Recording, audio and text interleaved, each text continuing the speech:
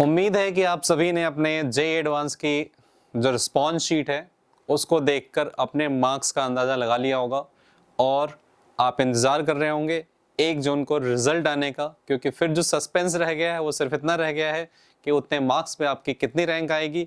उम्मीद है कि जो मैंने एक्सपेक्टेड कट ऑफ्स बताई थी आपको ऑलमोस्ट उसके हिसाब से ही रहेगा। जैसा मैंने आपसे कहा था कि 330 नंबर पे ऑल इंडिया रैंक 1 आने वाला है, तो एग्जैक्टली वो कंफर्म हो गया है। शायद उस बच्चे का नाम शुभम कुमार है और 300 नंबर तक आते आते तकरीबन 20 रैंक तक आने की उम्मीद है।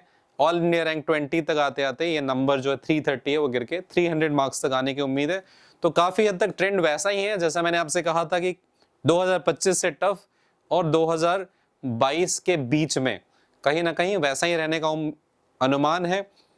अब जिस काम में आप लगे होंगे और अगर नहीं लगे हैं तो लग जाना चाहिए, क्योंकि जेईई एडवांस के बाद आपको काफ़ी फ्री टाइम मिल रहा होगा। बहुत सारे वेब सीरीज और तमाम चीज़ें जो आपकी पेंडिंग लिस्ट में हैं आपने देख ली होंगी। हो सकता है क्रिकेट वगैरह भी बहुत टाइम से नहीं खेला होगा तो उसमें भी लग चुके होंगे, लेकिन ये टाइम जो है कुछ प्रोडक्टिव वर्क करने का भी है। 1 जून को जब आपके रिजल्ट आपके सामने होगा, रैंक आपके पास आ चुकी होगी, तो समय बहुत कम होगा आपके पास।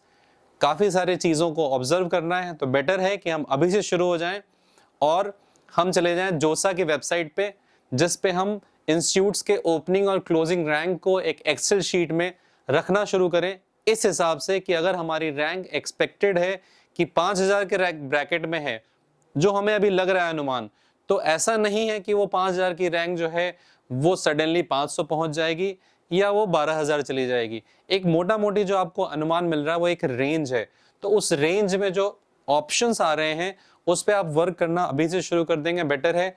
कोशिश करेंगे कि ऑथेंटिक इंफॉर्मेशन लेने का, और आने वाले टाइम में जो एनआईटीज और आईआईटीज में बच्चे पढ़ रहे हैं उनके साथ का सेशन होगा, वो भी मैं आपसे शेयर करूंगा। ऑथेंटिक इंफॉर्मेशन में फोकस करिएगा, क्योंकि आजकल इंफॉर्मेशन का ओवरफ्लो है, जहां बहुत सारे ऐसे लोग जो खुद कभी आईआईटीज एनआईटीज में नहीं पढ़े हैं, सिर्फ इधर उधर से इंटरनेट से इकट्ठा किया हुआ कूड़ा करकट आपको परोसते रहते हैं। यहाँ से बचने की जरूरत है। उनके पास अपनी फर्स्ट एंड ऑथेंटिक नॉलेज कुछ भी नहीं होती है।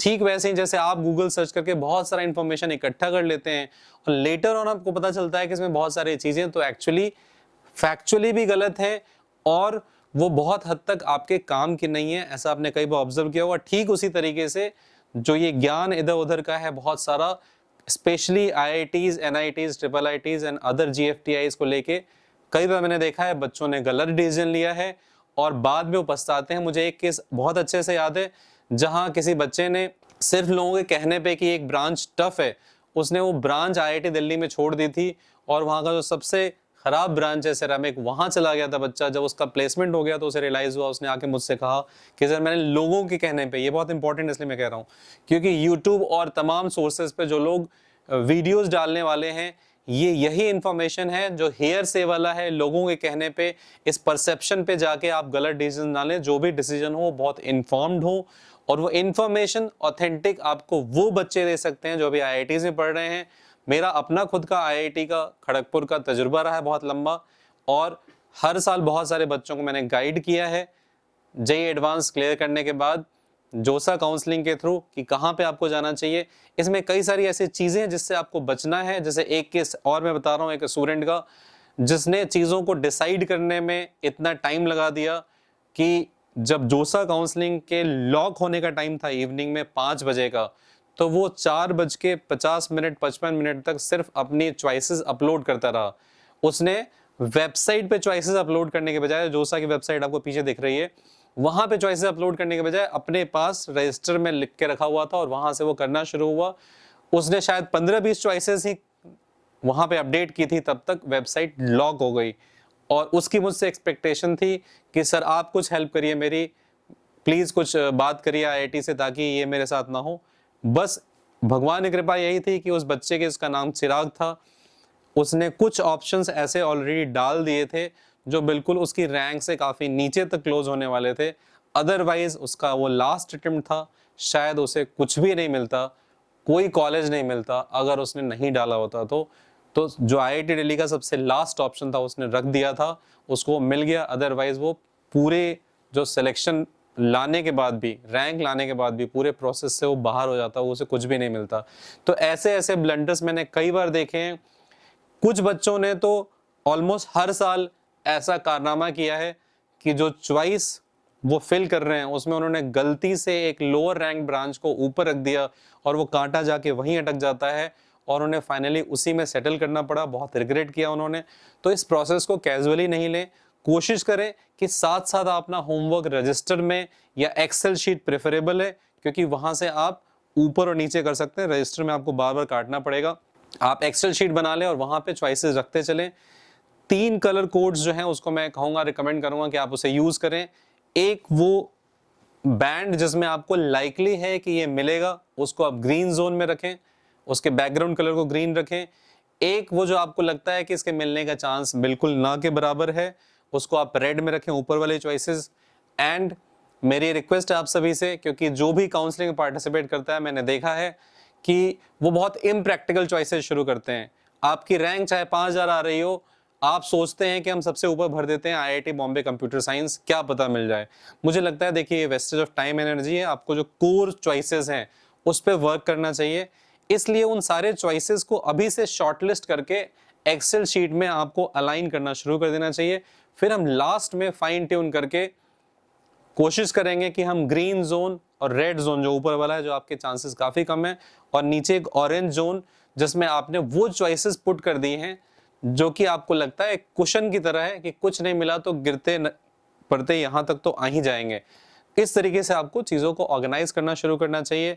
और जो डेटा आपको रिलाई करना चाहिए वो सिर्फ और सिर्फ यही डेटा है जो यहाँ जोसा की वेबसाइट पे अवेलेबल है। आप होम पेज पे जाते हैं तो यहाँ पे आप देख सकते हैं कि ये व्यू मोर में है।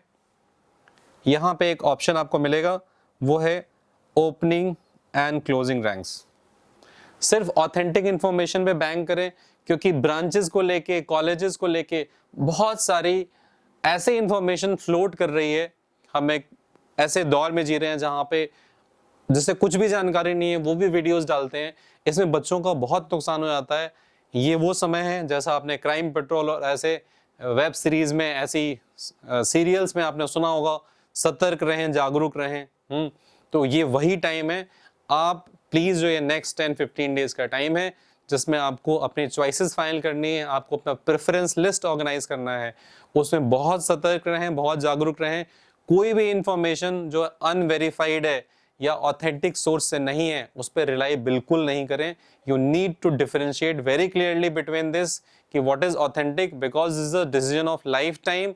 अगर आपने कुछ भी गलत डिसीजन ले लिया, मुझे एक और केस याद आ रहा है 2017 से, जहां बच्चे ने चॉइस जो है वो इतना गलत डाल दिया था कि उसको कंप्यूटर साइंस मिल सकता था किसी अच्छी आईआईटी में, उसकी 700 के आसपास रैंक थी, बीएचयू में या और किसी जगह पे मिल सकता था। उसने एक बहुत नीचे रैंक वाला जो है, जिसकी क्लोजिंग 3-3.5 हजार रैंक थी, उसको ऊपर में भर दिया था और कांटा वहीं आके अटक गया। फाइनली उसे वही लेना पड़ा। लेकिन वो इतना दुखी था बच्चा कि उसने उस साल 2017 का फेमस केस है जिसमें जेई एडवांस को लेके सुप्रीम कोर्ट में भी केस हुआ था, तो उसने यही कहा कि सर आईआईटी तो गलतियां कर सकता है, पेपर में बोनस मार्क्स आ सकते हैं, हमसे एक गलती हो गई तो उसकी माफी क्यों नहीं है, मुझे कोर्ट में लड़ना है। मैंने ही उसे एडवाइस किया कि आप प्लीज कोर्ट वगैरह में ना जाएं, कुछ भी नहीं होगा, प्लीज समझने की कोशिश करें। जो चीजें आपने वहां पे चॉइसेस लॉक कर दी हैं वो बिल्कुल फाइनल है, उसमें कोई भी गलती होती है तो आप लाइफ लॉन्ग सिर्फ रिग्रेट कर सकते हैं। इनफैक्ट वो स्टूडेंट अगर ये वीडियो देख रहा होगा तो उसने फाइनली एज अ रिबेलियन, वो एज अ एंगर कि उससे एक गलती हो गई, तो उसके लिए कोई माफी नहीं है, कोई करेक्शन नहीं है। उसने शायद आईआईटी भी ज्वाइन नहीं किया और वो किसी दूसरे यूनिवर्सिटी में चला गया। उसके अंदर इतना गुस्सा था इस चीज को लेके कि स्टूडेंट से गलती हो जाती है तो उसके लिए बैकअप क्यों नहीं है। यहाँ पे कोई भी बैकअप नहीं है, मैं आपको बता दूं। दैट इज वाई मैं आपसे कह रहा हूँ होमवर्क अभी से शुरू कर दें, क्योंकि काउंसलिंग के जब राउंड चल रहे होंगे उस बीच में भी आपको काफी टाइम मिलेगा रिक्रिएशन का, घूमने फिरने का। अभी जो टाइम है उसमें आप इस पे भी काम शुरू कर दें कि अगर आपको लग रहा है कि आपकी रैंक 10,000 से लेके 20,000 25,000 के जोन में आने वाली है, जहां पे आपको आर्किटेक्चर ब्रांच को एज अ क्वेश्चन रखने की जरूरत पड़ सकती है कि हमें आईआईटीज में जाना है, तो हमें आईआईटी के आर्किटेक्चर ब्रांच को भी ऑप्शन रखना है, तो आप AAT that is architecture aptitude test, जो शायद रिजल्ट आने के 2-3 दिन के अंदर ही होगा और आपको उसी दिन शाम के 5 बजे तक का टाइम मिलेगा या जस्ट नेक्स्ट डे शाम के 5 बजे तक का टाइम मिलेगा एएटी के लिए चॉइस फिल करने के लिए, मतलब AAT के लिए रजिस्ट्रेशन करने के लिए। तो आपके पास टाइम कम होगा। अगर आपको लग रहा है कि आप 10,000 रैंक से बिलो, मतलब 20,000 25,000 रैंक की तरफ जा रहे हैं, इस पूरे ब्रैकेट में है, एज अ क्वेश्चन आप AAT के लिए ऑप्ट करने का माइंड पहले से मेकअप कर लीजिए, डिसीजन ले लीजिए। और AAT के प्रीवियस ईयर्स के पेपर बहुत सिंपल होते हैं, आप उसे जब सॉल्व करेंगे तो आप उसे एंजॉय भी करेंगे, उसको करना शुरू कर दीजिए अगर आप उस रेंज में हैं तो। अब आते हैं इस चीज पे, ये ओपनिंग एंड क्लोजिंग रैंक्स यहाँ पे अवेलेबल है। आप इसको ओपन करके यहाँ से राउंड नंबर, मेरी स्ट्रॉन्ग रिकमेंडेशन है कोई एक्सपेरिमेंट मत कीजिए। बहुत सारा डेटा जब आप कलेक्ट कर लेते हैं ना तो डिसीजन मेकिंग डिफिकल्ट हो जाती है। मैंने अक्सर देखा है बच्चों को टू मेनी सोर्सेस से टू मच इंफॉर्मेशन कलेक्ट करते जा रहे हैं, उसमें से हम डिफरेंशिएट नहीं कर पा रहे हैं। मैं आपसे क्या कह रहा हूँ, क्लैरिटी लाना है आपको, लिमिटेड सोर्सेज पे रिलाई करना है, लिमिटेड चीजों में वर्क करना है, उसी जोन में वर्क करना है जहां पे आप मोस्ट लाइकली किसी कॉलेज में एंटर करने वाले हैं। उससे क्या होगा, आपके लिए डिसीजन मेकिंग इजी होगी। इसलिए यहां भी मैं कह रहा हूं आप सिर्फ राउंड 6 पे फोकस करिएगा कि लास्ट राउंड में कहां पे क्लोज हुआ है, क्योंकि हम अपने चॉइस लिस्ट जब हम फाइनल कर रहे होंगे तो हम इतनी व्यवस्था करके चलेंगे कि हमारे के लिए बहुत फर्क नहीं पड़ेगा कि हमने राउंड 1 का डेटा नहीं लिया, तो हम राउंड 6 से जाएंगे।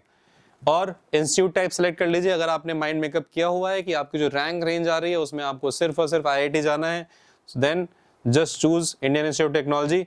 उसमें भी मेरी रिकमेंडेशन यही है कि आप ऑल सेलेक्ट करके ही आगे बढ़ें, और एकेडमिक प्रोग्राम में भी आप ऑल सेलेक्ट करके आगे बढ़ें।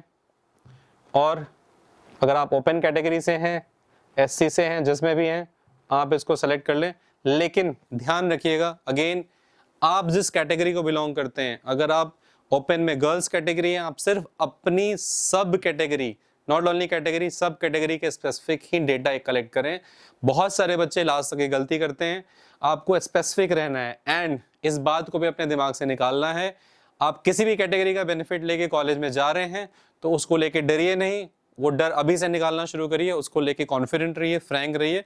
वो सरकारी व्यवस्था और सिस्टम ने आपको एक कुशन दिया है, आपको एक प्रिविलेज दिया है, आप उसे यूज कर रहे हैं, उसमें कोई गिल्ट फीलिंग नहीं होनी चाहिए, उसे छुपाने वाली बात नहीं होनी चाहिए। क्योंकि अक्सर मैंने देखा है जब बच्चे एडवाइस लेने आते हैं तो उस चीज को छुपाते हैं, वो ओपन रैंक्स दिखाते हैं, वो गर्ल कैटेगरी का बेनिफिट है तो गर्ल्स उसको नहीं दिखा रही।